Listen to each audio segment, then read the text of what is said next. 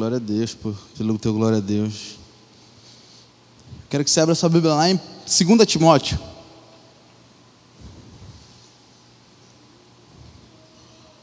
Depois de Tessalonicenses e antes de Tito.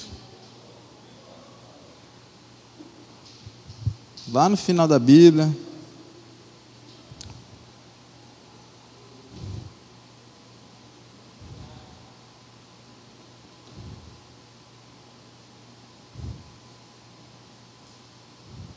Já?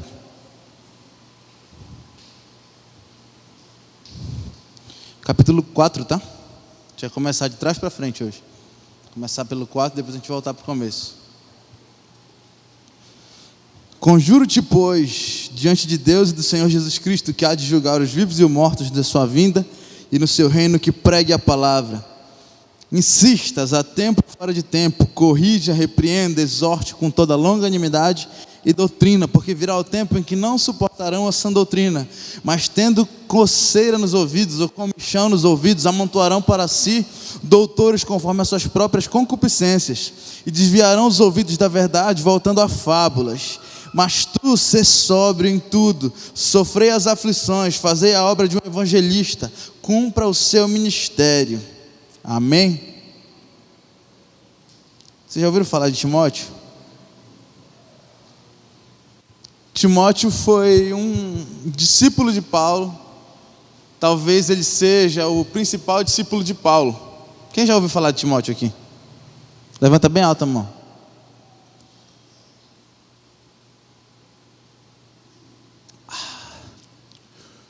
Se você ainda não ouviu falar de Timóteo, ele é aquele por quem Paulo teve maior apreço, tanto que eu acho que é o único que ele cita na Bíblia como filho. Você vai ver isso lá no primeiro capítulo dessa mesma epístola, no verso 2. Paulo começa a epístola saudando a Timóteo, e ele fala: a Timóteo, meu filho amado.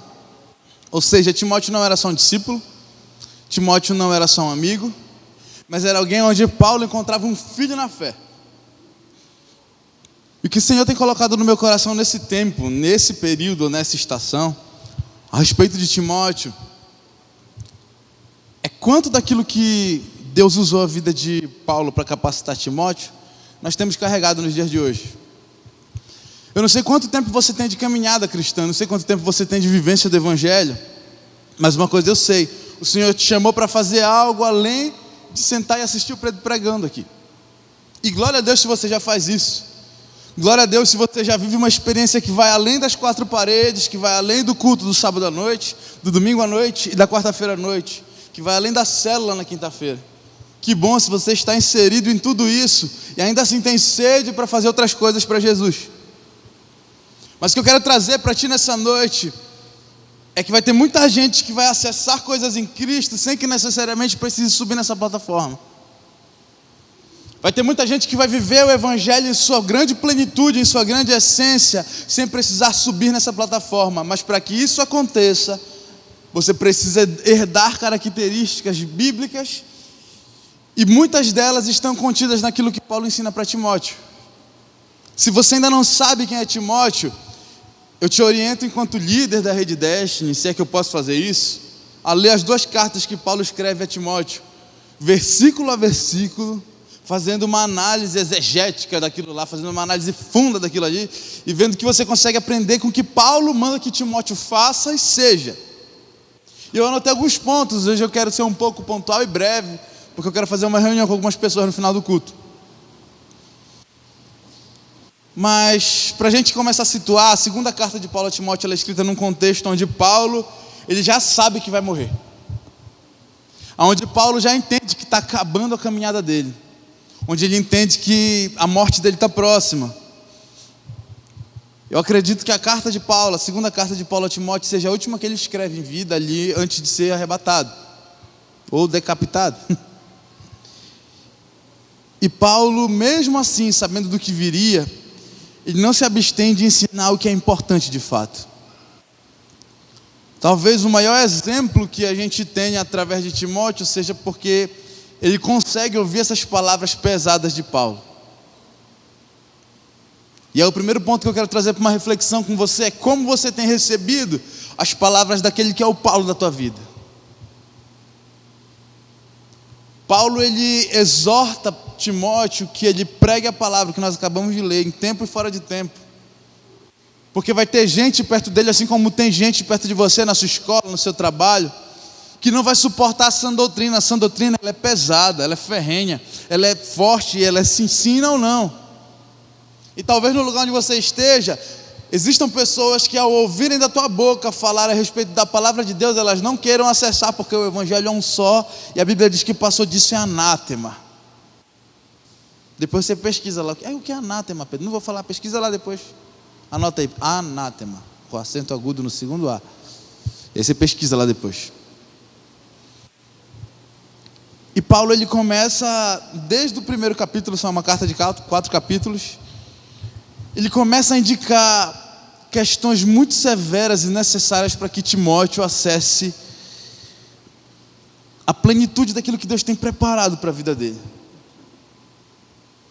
Você vai ver no verso 5 dessa carta, do primeiro capítulo, diz assim: olha, trazendo à memória a fé não fingida que há em ti, e que habitou primeiro em tua avó Lóide e em tua mãe Eunice, eu estou certo de que também habita em ti.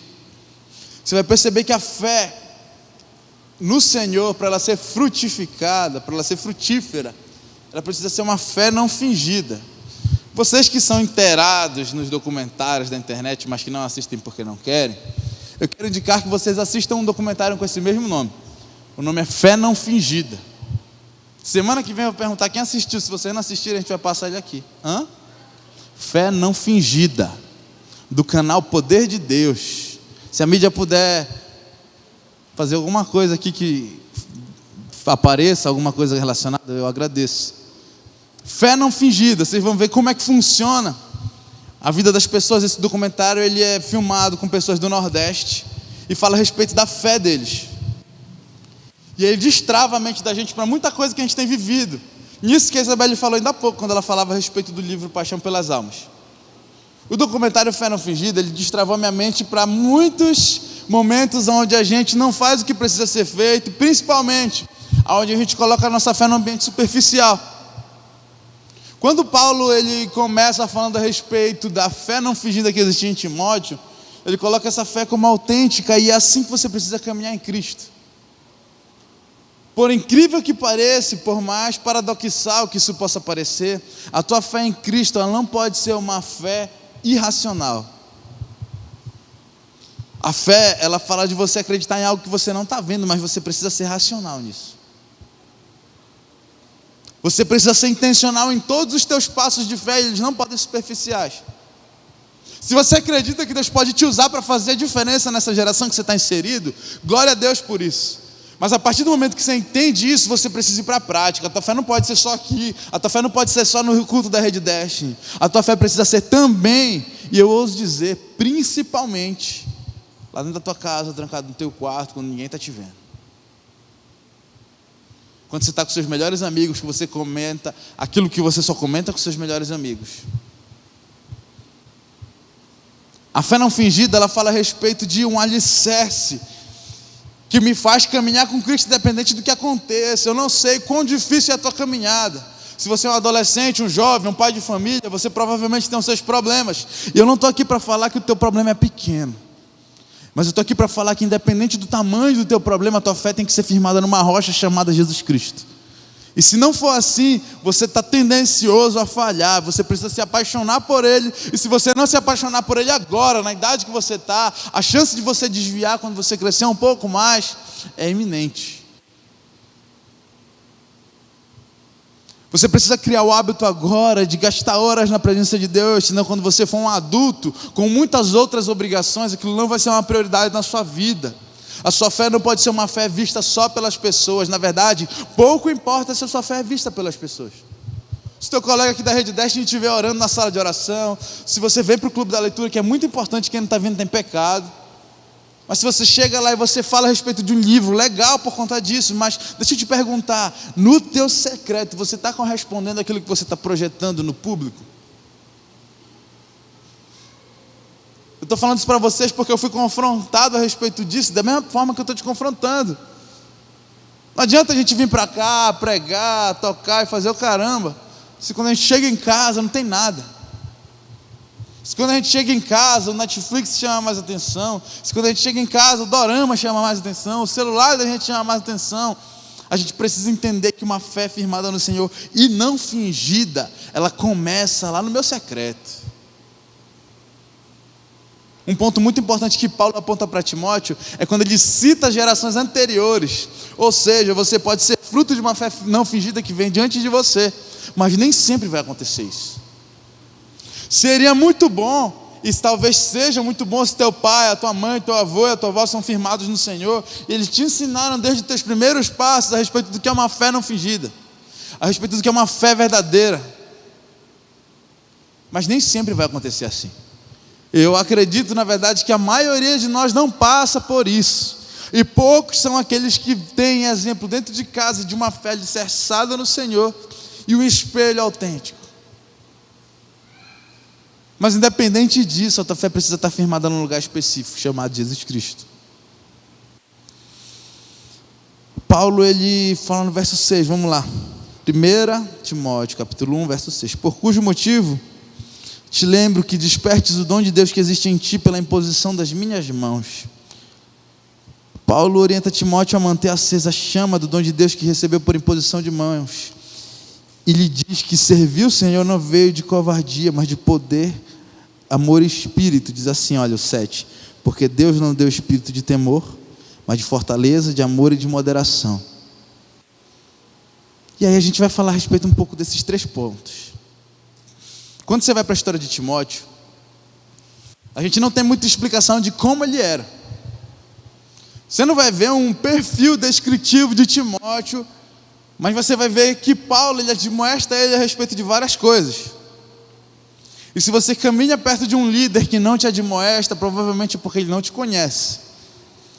Mas se Paulo fala para Timóteo a respeito de medo, por exemplo, é porque em algum momento aquele discípulo, aquele filho, dá impressões de que ele poderia ter algum medo. E a caminhada com Cristo, o desenvolvimento da caminhada com Cristo, ele precisa estar alicerçado no Senhor a ponto de você conseguir romper com esse medo, a ponto de você conseguir romper em amor. O verso 7 diz assim, olha, porque Deus não nos deu espírito de temor ou de medo, mas de fortaleza, de amor e de moderação. Você sabe o que é moderado? Você sabe o que é ser moderado? Eu percebo que a maioria de vocês é moderado, mas a moderação está intrínseca em tudo. O fato de você estar prestando atenção no que eu estou te falando ou não, vai te dizer a respeito de moderação. O fato de você saber administrar o seu tempo na frente do celular, vai falar a respeito para você de moderação. O fato de você saber administrar a tua disciplina perante os teus pais, vai falar a respeito do quanto teu coração carrega em moderação ou não.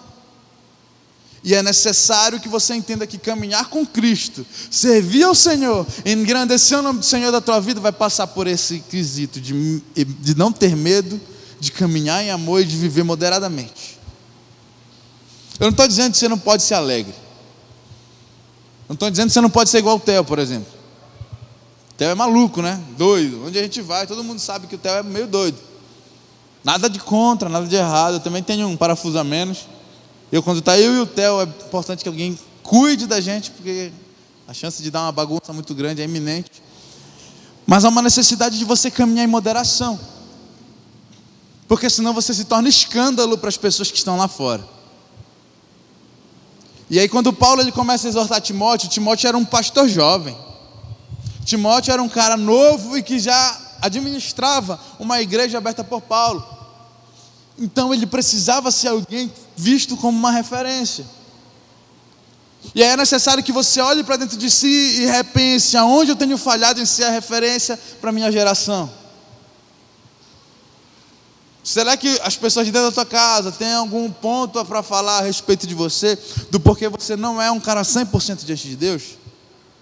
Será que tu dorme muito? Será que tu não faz o que tem que ser feito? Será que você não lava a louça quando você toma o seu café? Será que você não arruma a casa? Tu não ajuda a tua mãe, tua avó, teu tio, teu primo?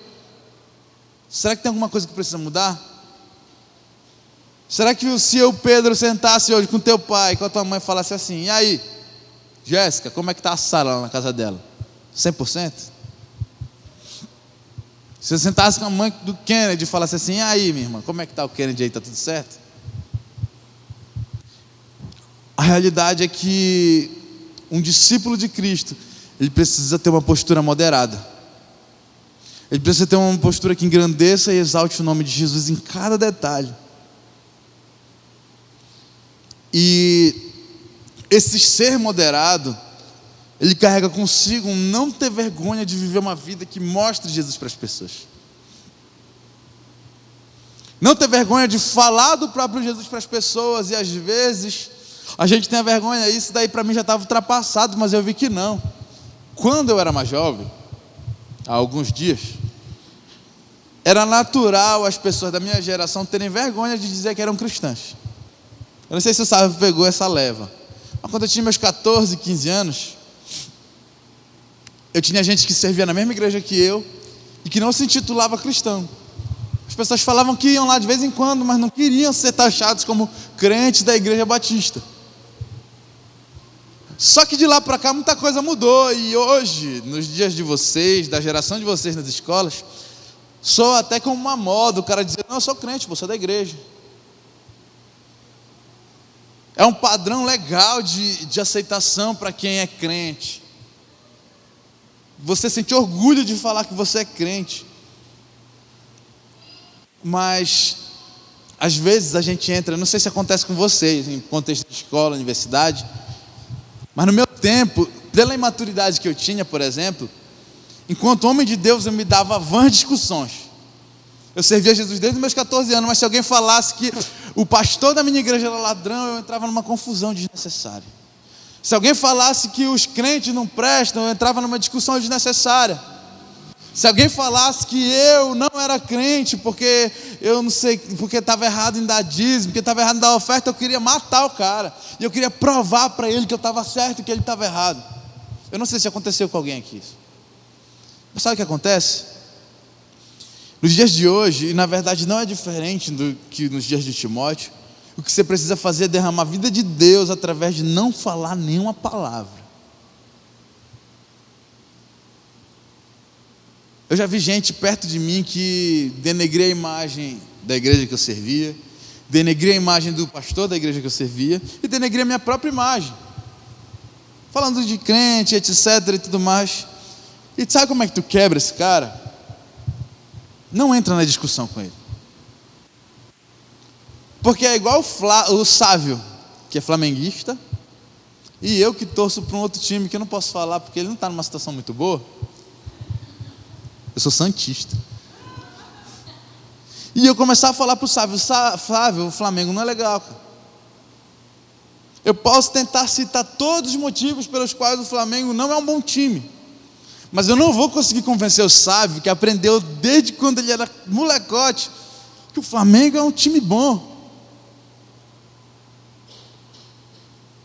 É igual uma discussão de um bolsonarista com um cara que é fã do Lula. Um não consegue provar para o outro que ele está errado. A pessoa que está falando que a tua igreja é ruim é uma pessoa que foi ensinada assim desde a criança, desde quando era bem criança, e ela não conhece a tua igreja, e você é uma possibilidade de fazer com que ela conheça a tua igreja. Só que quando você entra numa zona de embate, tenta provar para ele que é bom, não, porque isso é assim assado, você está errado nisso, e tal, e tal, e tal, falando, discutindo, às vezes até colocando a postura dele como errada, você fecha todas as possibilidades dele acessar o que você carrega. Para você abrir as possibilidades de que essas pessoas acessem o que você carrega, é na tua atitude que tu vai mostrar a tua diferença. É aquele cara falar tanto de ti, faltar te bater de tanto que ele denegre a tua imagem, e no dia do aniversário dele dar um presente para ele. É aquele cara que está no dia ruim e tu lá e fala assim: mano, eu estou orando por ti. Ele vai queimar de raiva por fora, mas por dentro vai falar: caramba, essa pessoa se importa por mim, comigo. E quando Paulo ele exorta Timóteo, ele está falando a respeito de que Timóteo não só não deve se envergonhar da fé que ele carrega, da fé não fingida que ele tem, como também ele precisa colocar isso para fora em atitudes. Você vai ver que Paulo orienta Timóteo a pregar a palavra, mas não entrar em debate tolo. Se você ler a carta, você vai perceber que ele não orienta Timóteo a ficar debatendo do que é certo, do que é errado, enquanto homem e mulher de Deus não é o teu papel, querido. Debate não resolve nada. Se resolvesse, não terminaria com bate. Foi palha essa, né? Pois é.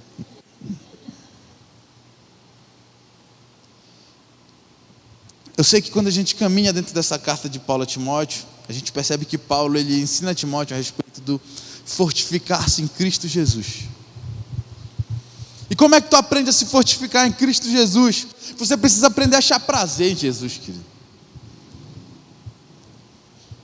E eu falo porque eu já passei pela idade de a maioria de vocês, talvez não todos. Talvez tenha uns 2 aqui mais velhos do que eu.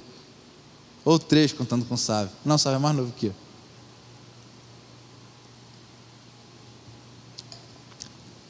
O verso... Deixa eu achar. Não vou achar, não vou perder tempo procurando, mas depois vocês leem a carta. Paulo ele orienta Timóteo a fortificar-se naquilo que Cristo tem vivido por ele, ou viveu por ele na cruz. E o que eu quero trazer para ti, para a gente caminhar, para encerrar isso aqui, é uma pergunta: onde estão teus prazeres hoje? E o que está fortificando você na caminhada com Jesus? E eu estou te perguntando isso porque nós vivemos numa geração que recebe de maneira muito acessível todo tipo de distração. E essas distrações, elas tendem a te fortalecer e te afastar da cruz de Cristo. É natural que no teu dia a dia eu fico besta quando eu vejo galera com 15, 16 anos, que já tem um dia muito corrido, e glória a Deus por isso que você trabalha, você estuda, você faz as coisas no tempo de vocês. O meu dia era só, não era nem estudar, era ir para a escola. E glória a Deus que agora vocês já têm um monte de experiências que vão além do estudar. Mas será que as tuas experiências do dia a dia, elas têm tomado o lugar de Jesus? O lugar que era para ser de Jesus? Será que ao invés de te fortalecer naquilo que o Senhor tem gerado para você, e ser um cara que levanta a bandeira de Jesus por onde você vai, você não está sendo direcionado por aquilo que está distraindo a tua mente? Será que teu celular não está roubando o tempo que era para ser de Jesus? Será que teu estudo, talvez, por melhor que isso possa ser e mais que possa te projetar, não tem sido uma válvula de escape para você não estar com Cristo? As melhores coisas da vida que você pode fazer e que não são pecado, você pode chamar Jesus para fazer junto com você, sabia? Experimenta estudar. Eu não sei como é que vocês estudam hoje. No meu tempo a gente tinha que parar, estudar, ia para uma biblioteca e tal. Hoje em dia, com a modernidade, deve ser celular, chat GPT para responder as coisas. Alguém já usou chat GPT para responder um... Não? Ó, teve uma mão levantada ali, um sincero pelo menos. O resto nunca, não vai falar, não. Se fosse no meu tempo, eu não sei, eu talvez. A gente ia para a biblioteca ficar lá vendo livro, ia no índice, procurava o assunto para responder. Mas quando eu falava assim, já no período de faculdade, quando eu falava assim para Deus: Deus, eu não estou entendendo álgebra linear, me ensine álgebra linear. E eu pedia para o Espírito Santo sentar comigo e estudar comigo, e eu aprendia. Não é errado você ter um momento com teus amigos. E por falar em amigos, quem são os teus amigos? Você já fez uma oração pedindo para Deus te apresentar os amigos dele? Eu aprendi isso com a Vitória Lopes, pastora aqui da nossa igreja. É necessário você caminhar com pessoas que caminham com Jesus, porque senão, ao invés de você se fortalecer na cruz de Cristo, você vai caminhar sucumbindo cada vez mais, para cada vez mais longe do próprio Jesus. Até a galera que joga futebol contigo precisa ser uma galera abençoada. O cara que vai jogar online no celular contigo precisa ser um cara de Deus. O cara que vai sair contigo para... todo mundo tem aquele amigo que tu não está fazendo nada, tu fala: mano, bora ali comprar feijão para a mamãe. Aí tu chama o teu amigo, você vai lá no supermercado comprar feijão, falando de nada, fazendo nada, mas é tão legal estar com aquela pessoa, né? Aí tu leva ele para comprar cheiro verde. Mano, a mamãe mandou ir comprar ali um saco de ração para o cachorro, isso já é 11 horas da noite. Aí tu não está fazendo nada, teu amigo não está fazendo nada, tu vai e tu leva teu amigo para comprar o saco da ração do cachorro. Vocês não falam sobre nada importante, vocês não fazem nada de bom, vocês só vão comprar ração e voltam para casa, falou, todo mundo dorme. Mas essa pessoa precisa ser uma pessoa de Deus, porque senão os assuntos aleatórios do teu dia vão ser assuntos que te jogam, que destroem você, te jogam para baixo. E talvez o nosso coração ele precise aprender um pouco mais com Timóteo. Ou com a carta de Paulo a Timóteo, porque a gente não tem uma resposta escrita do quanto Timóteo viveu aquilo que Paulo manda que ele vivesse. A gente vê através dos frutos, mas somente.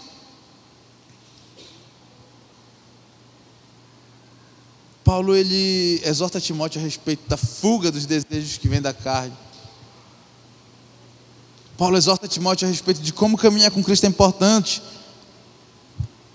Em um dado momento ele fala essa questão do brigar, que eu falei com você, que você não precisa fincar uma estaca, levantar uma bandeira e dizer, eu sou evangélico, vocês precisam me respeitar. Você impõe respeito com suas atitudes.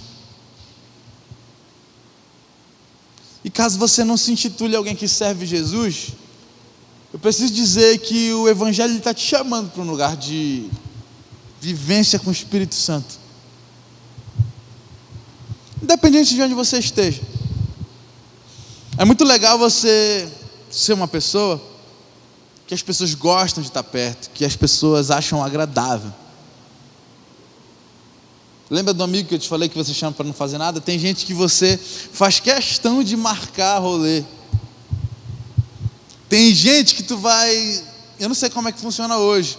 A Gisele me mandava muito, hoje ela me manda no meu WhatsApp, porque eu não uso rede social, mas tu sempre vai ter alguém que tu manda meme. Quando você convive muito com uma pessoa e você gosta dessa pessoa, você vê alguma coisa engraçada, você quer compartilhar aquilo com alguém, não é verdade? Você vê alguma coisa triste, você quer compartilhar aquilo com alguém, não é verdade? Você vê alguma coisa que te deixa revoltado, você quer compartilhar aquilo com alguém, não é? Quem é essa pessoa? Quanto dos assuntos que a pessoa tem falam a respeito de Jesus? Eu tinha um amigo na minha infância, foi o cara que me ganhou para Jesus. O nome dele é o Wenderson. O Wenderson, ele me ganhou para Jesus sem falar uma vez o nome de Jesus perto de mim. E o Wenderson não era aquele cara cheio do Espírito Santo que sai dando rajada de língua por todo lugar. O Wenderson era um cara simples, que brincava das maiores atrocidades na nossa infância. Tem alguém que tem 11 anos aqui? Ninguém, né? Graças a Deus, que se tivesse a dizer, tem que estar no sub-12. O Wenderson, ele era muito atentado, que nem o Theo quando era criança. E de repente eu vi uma virada de chave na mente dele. O Wenderson de repente mudou as vestimentas, o Wenderson de repente mudou o vocabulário. E tipo um dia que nem hoje, sábado à noite, o Wenderson era aquela galera que fica na esquina de casa falando um monte de besteira e indecência. De repente ele sumiu daquela galera. Quando aquilo aconteceu, eu falei, rapaz, alguma coisa mudou na vida do Wenderson. E eu senti saudade dele. Porque mesmo ele sendo assim, eu gostava da companhia dele. E aí depois de umas semanas que ele estava sumido, ele apareceu, todo bem vestido. Ele era diácono da igreja já. Foi rápido o processo dele, porque a igreja também precisava de ajuda. Era uma igreja bem pequena. E eu falei, mano, por que tu sumiu? Ele falou, não, mano, agora eu estou na igreja. Eu falei, e aí, é bacana? Aí ele falou, bora lá, bora. Não, ele falou, bora lá. Eu falei, não vou não, pô, sou católico, até me benzi na hora. Eu falei, não vou não. Ele falou assim, lá tem uma bateria. Bora aprender a tocar ela junto? Eu falei, bora. Aí eu fui. O Wenderson, até meus 20 anos, ele era um cara que ele vivia na minha casa. E ele era esse amigo para fazer tudo. Não estava fazendo nada, mano, vem para cá. Aí ele chegava na minha casa, ele botava uma rede no meu quarto, ele ficava mexendo no celular dele, eu ficava mexendo no meu. Não tinha interação. Mas eu falava assim, mano, eu tenho que acordar amanhã 5 horas da manhã para tirar minha identidade, bora lá comigo? Ele falava, vamos embora. Companhia de gente que não precisa de muita coisa. Agora, uma coisa que ele tinha que poucas pessoas eu vi carregando era quebrantamento. Era começar o louvor, quando ele não estava tocando, ele estava chorando, jogado no chão e etc. E ele fez uma escola em mim só a partir da postura dele. Eu lembrei agora de uma situação, uma vez chamaram a gente para ir para o retiro de uma igreja tradicional. No louvor da igreja tradicional, a gente estava berrando lá, e o pessoal chamou a gente no canto e falou assim, ei, aqui não pode fazer isso. E eu já era meio doido, eu falei assim, não, então a gente vai embora. Eu um pouco mais doido do que ele, assim, rebarbado, ele falou, não, bora ficar, vamos se submeter. A gente vai quebrando eles devagar, quando eles perceberem a gente já está fazendo, eles estão fazendo igual a gente. E foi mudando a cabeça dos caras. E no retiro de uma semana a galera começou a olhar pra gente e ver algo positivo, e daqui a pouco já estavam gritando igual a gente. Então você percebe que existem tratamentos que eles não precisam de você ser o cara. A gente começa falando de Timóteo, de um monte de coisas que Paulo instrui ele, que precisam ser mudadas. Talvez hoje você, homem e mulher de Deus, precise passar por um processo de transformação, beleza. Mas deixa eu te dizer uma coisa, não vai ser necessário você estar projetado para estar em cima do altar pregando, para ser o evangelista que puxa o bonde na hora que vai fazer evangelismo, para ser o missionário que vai para a escola de missões, para ser o profeta que bota a mão na cabeça de alguém e ora. Para você viver o que Jesus tem para a sua vida, você pode estar lá no seu trabalho, você pode ser um contador, um administrador, um engenheiro, um programador, qualquer coisa, mas vai estar na tua postura enquanto homem e mulher de Deus naquele lugar. A diferença é que você vai fazer para muitas gerações. E você sabe como é que isso vai acontecer? O dia que você for um engenheiro e alguém chegar e tentar te subornar para você fazer um projeto favorecendo alguém, ou para que alguma coisa errada possa acontecer sem que aquilo gere um ônus para o projeto, e você vai dizer não, eu sou um homem de Deus e eu não posso errar com o meu Senhor, perdendo para a minha integridade.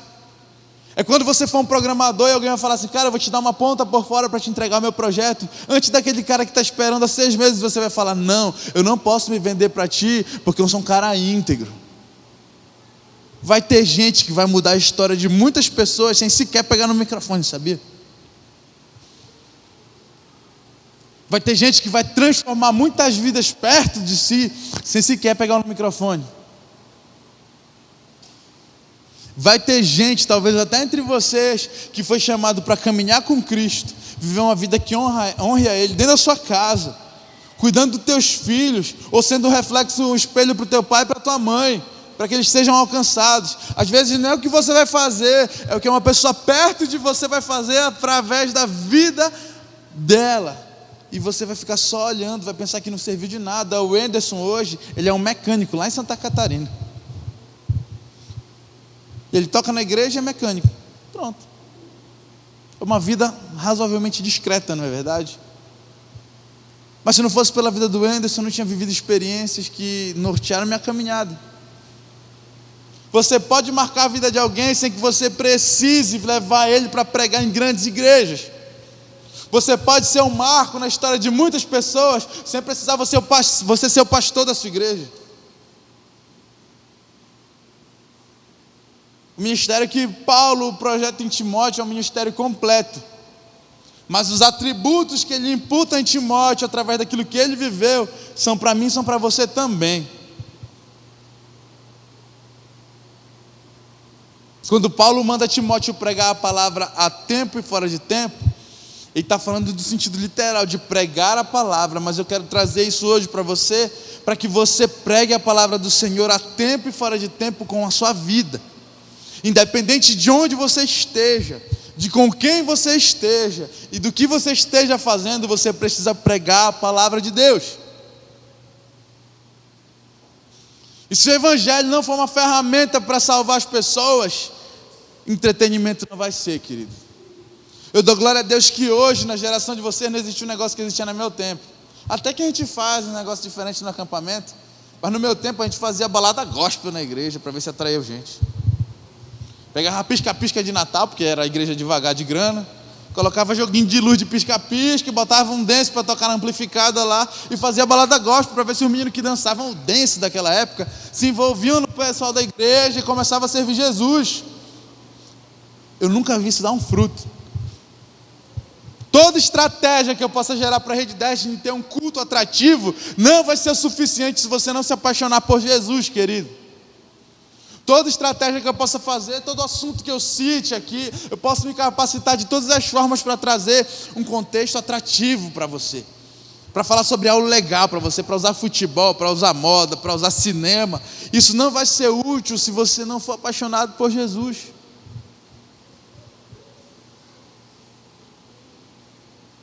Não há uma possibilidade de o Evangelho se adequar à tua realidade para ele te alcançar. Ah não, porque Deus, eu não me sinto muito bem na Rede Destiny, porque os assuntos que o Pedro fala lá não são do meu dialeto, eu não gosto, etc. O Evangelho é um só.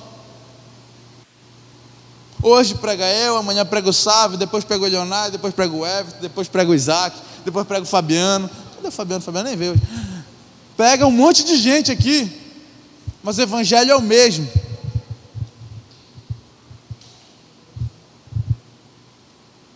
Por mais que passem homens e mulheres de Deus aqui em cima, o Evangelho não vai mudar. O entretenimento nunca vai conseguir vencer o Evangelho. Assim como o Espírito Santo não depende de você se agradar do culto para ele gerar o que ele tem que gerar em você. É fora daqui que o Espírito Santo gera. Nós tivemos há uma semana atrás um encontro com Deus. Quem é que estava aqui? Servindo ou participando? Levanta a mão bem alto. Quem vive a experiência do encontro com Deus entende que uma imersão no Senhor, ela é preciosa e ela é necessária, mas não faz diferença nenhuma se quando tu volta para a tua realidade tu fica esperando o sobrenatural de Deus. A fé não fingida fala de evangelho no dia a dia, um evangelho racional. É sobre isso que nós precisamos aprender. Eu quero que você se coloque de pé. Cadê os meninos, o Theo e o Leonai? Tem para trás, né? Eu quero orar contigo nessa noite. E eu quero muito que você se disponha a viver o que Deus tem para a sua vida.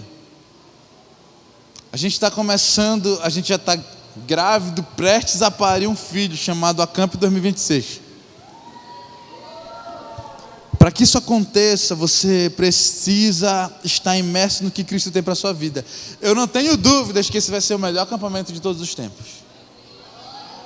Eu tenho na minha cabeça, eu não posso abrir isso porque seria antiético, eu tenho um ranking de acampamentos.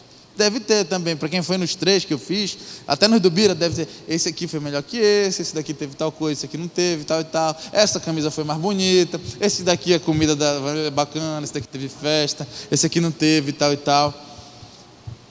Mas eu tenho certeza que Deus vai nos surpreender, porque nesse tempo o Senhor está fazendo uma coisa nova através do recomeço. E eu te convido a recomeçar, querido. Eu quero ler de novo contigo esse texto aqui, que está lá em 2 Timóteo capítulo 4.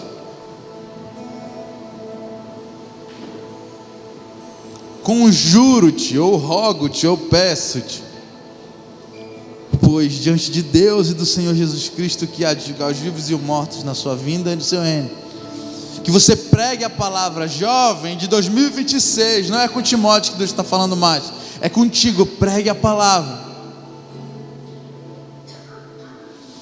insista. Sabe o que vai acontecer? Você vai pregar a palavra e vai pensar que não deu em nada, porque o cara que ouviu você falar de Jesus não se converteu. Você vai insistir a respeito de falar de Jesus para aquela pessoa, a tempo e fora de tempo, no momento adequado, através do teu falar ou através da tua atitude, fora dali. Você vai corrigir, você vai repreender, você vai exortar com toda longanimidade e doutrina. Você vai fazer discípulos, querido. Independente de quantos anos você tem, você vai ganhar gente para Jesus e você vai cuidar dessas pessoas. E quando você ganhar essas pessoas para Jesus, você vai ensinar eles a caminhar e eles vão errar. E você tem que ter longanimidade para não desistir das pessoas que o Senhor te entrega.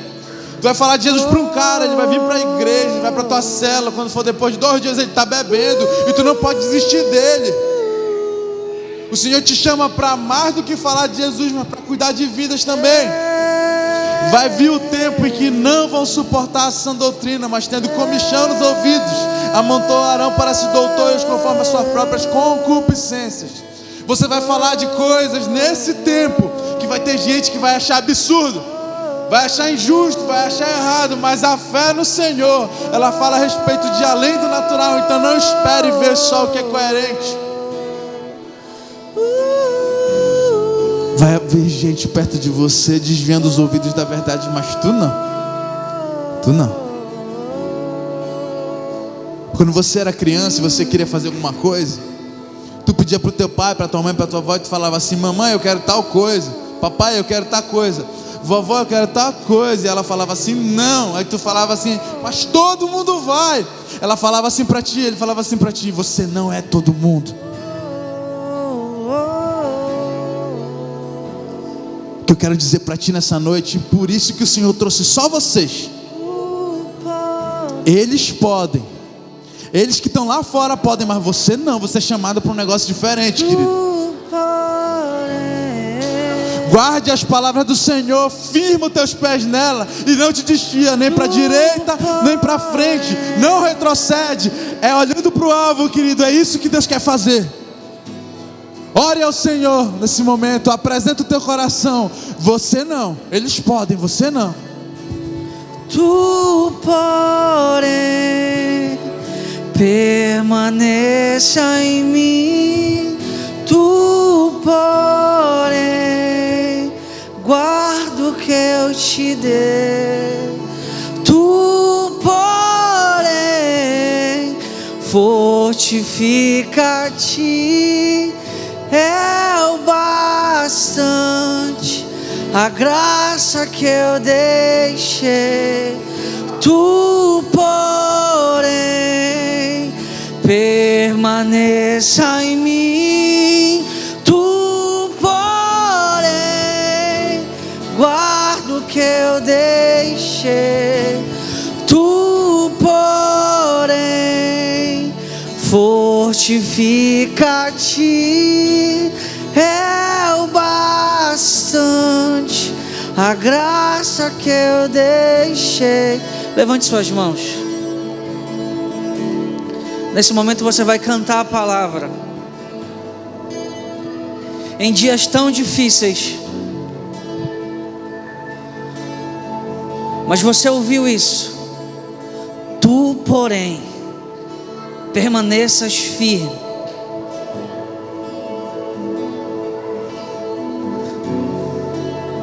Tu, porém, os outros podem, você não. Se você puder, levante suas mãos. Essa palavra ela fala no teu coração nessa noite. Tu, porém, permaneças em mim. Tu, porém, guarda o que eu te dei com cuidado e zelo. Tu, porém, fortaleça-se na força do poder do Senhor. Fortifica-te. Tu, porém, seja abastecido, revigorado, renovado por aquilo que eu já depositei sobre os teus ombros. A graça que eu te dei é suficiente para suportar as dores e aflições dos tempos presentes, crendo que a glória que está sendo preparada, que será revelada sobre as nossas vidas, é infinitamente maior do que as momentâneas tribulações. Tu, porém, permaneça em mim. Tu, porém, guarda o que eu te dei. Josué, fortifica-te, é o bastante a graça que eu deixei. Tu, porém, isso, enquanto você canta, você é fortalecido. Enquanto você canta, as suas lágrimas caem, o Senhor te surpreende. Tu, porém, fortifica-te, é o bastante a graça que eu deixei, até que o Senhor venha, eu vou clamar. Até que o Senhor venha, eu não vou descansar. Até que o Senhor venha, eu vou gastar a minha vida diante do teu altar, diante do teu altar. Até que o Senhor venha, eu vou clamar. Até que o Senhor venha, eu não vou. Até que o Senhor venha, vou gastar diante do teu altar. O Senhor, Ele traz ao meu entendimento aqui algo muito sutil. Talvez durante a tua caminhada você tenha colocado algumas coisas na balança, porque tem coisa que não é errada diante de Deus e que muita gente faz, mas para os mais de perto o processo é mais doloroso. Tem coisa que os outros vão poder fazer e você não vai. Eu não sei se é o teu caso, mas tu vai olhar um cara fazendo uma tatuagem, tu vai falar: por que ele pode, Deus, e você não deixa eu fazer? Porque o próprio Deus fala para ti: não, eu não estou dizendo que é pecado, por favor, não me interprete errado. O próprio Espírito Santo vai direcionar você a respeito do que Ele quer que você faça e do que você deixe de fazer. Mas todo mundo pode assistir Netflix, esse filme essa série aqui que fala de monstro. Eles podem, você não pode. O que eu tenho com você é mais profundo. Mas todo mundo fica fazendo piadinhas de duplo sentido. Eles podem, você não pode. Mas os meus colegas da igreja fazem isso. Eles podem, você não pode. O que o Senhor te chama, o que o Senhor chama você para viver é um processo onde vai ser mais dolorido, as renúncias vão ser maior, mas a recompensa que vem do Senhor também é maior. O Senhor te chama para viver uma experiência onde aquilo que é normal, onde aquilo que é comum e que todo mundo faz, você não vai poder fazer, porque o que Ele tem para você é mais profundo, é mais pessoal. Pedro, mas eles falam mal dos outros. Pedro, mas eles fazem brincadeirinha sem graça com os outros. Eles podem, você não pode. Jesus, para os amigos dele, o processo que ele gera é mais dolorido. João Batista é uma demonstração disso. Ele era primo de Jesus e ele era um dos melhores amigos de Jesus. Mas tem um momento que João Batista ele chega diante do Senhor e ele pergunta. Ele preso, ele mandou uma mensagem perguntando para Jesus se Jesus era o Cristo ou se ele precisaria esperar outra. Ele não obteve a resposta que ele queria de Jesus. O apóstolo do amor, João, um dos melhores amigos de Jesus, alguns dizem que é o melhor amigo de Jesus, passa a velhice dele num processo de solidão ali naquela ilha em Patmos. E ele era um dos melhores amigos de Jesus.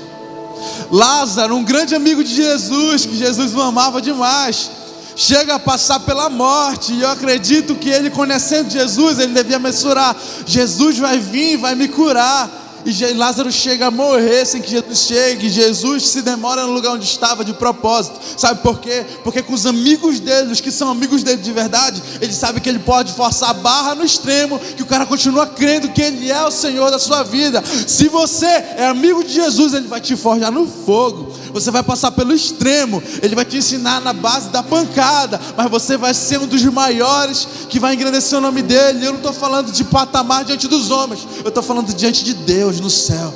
Porque João, o homem que teve a revelação do Apocalipse, que é lembrado até hoje, não viveu a sua vida em plenitude, em plataformas, em lugares onde ele era projetado. O nome dele é soprado até hoje, mas a vida dele enquanto discípulo de Jesus não foi simples, não foi fácil. Estevão, um homem muito próximo em comunhão do Espírito Santo, um jovem muito próximo em comunhão do Espírito Santo, morreu apedrejado por ser um dos melhores amigos que Jesus tinha naquela geração. Mas foi o apedrejamento de Estevão no capítulo 7 de Atos que gerou a igreja que começou a ser difundida no capítulo hoje, da qual você faz parte hoje, querido. Eu quero te dizer que para os amigos de Jesus o negócio é mais embaixo. Fortifique-se na palavra, não arreda nem para a direita, nem para a esquerda, permaneça no centro, vivendo a plenitude da vontade do Senhor para a sua vida, e você vai ver que Ele vai te surpreender. Eu quero saber se nessa noite tem alguém para renovar uma aliança, ou para aceitar Jesus nesse lugar. Se você tiver com interesse em viver essa experiência, eu quero te convidar para vir aqui à frente. Para que eu não me perca, correndo atrás do vento, meus olhos estão em ti, minha recompensa, meu porto seguro, contigo eu quero habitar. A gente vai caminhar para o fim, porque eu quero ter uma breve reunião. Se não tem ninguém para aceitar Jesus, o Leonai vai orar te abençoando, te despedindo em paz. Depois a gente vai bater a nossa foto, tá bom? E depois eu quero que a equipe do staff fique aí por uns 10 minutos. Espera aí que chegou aqui um recado no meu ponto. Você que recebeu o brinde, tá bom? As moças, os rapazes, não deixe o papelzinho jogado aí, tá bom? Pega ele, amassa, joga no lixo. Se não for mais usar, se você for guardar de recordação, você bota no seu bolso e leva para casa. Porque do jeito que a igreja está, ela tem que estar arrumadinha amanhã, porque nós vamos ter Santa Ceia, tá bom? Próxima informação, deixa eu só acessar minha galeria aqui, para eu ver as pessoas que vão precisar ficar aqui. Cadê, Jesus? Achei. Fora os staffs, que são a Jéssica, Monique Leonai, Daiane Rafael, os adultos, né? Os tios. Eu quero que permaneça aí. A Karine não veio, mas eu quero que fique a Isabelle, eu quero que fique o Cauã, eu quero que fique a Gabi, eu quero que fique o Theo, eu quero que fique a Bia, o Jaerlisson, eu quero que fique o Josué, rapidinho, coisa de 10 minutos, tá bom? E os staffs todos, tá bom? Leonai despede a gente em oração e a gente vai bater a foto, tá? Amém. Você pode fechar os seus olhos? Quantos são gratos pela vida do Pedro? Amém? Você foi abençoado, você foi edificado, você vai sair melhor do que você chegou. Parabéns por você ter vencido essa chuva, esse temporal. Que você siga firme, você seja fortalecido pela força do poder do Senhor. Obrigado, Senhor, por essa noite. Obrigado pela tua visitação, obrigado por você ter estado conosco, ter falado aos nossos corações através dos louvores que foram ministrados através dos teus filhos. Obrigado pela palavra ministrada, Deus, que você possa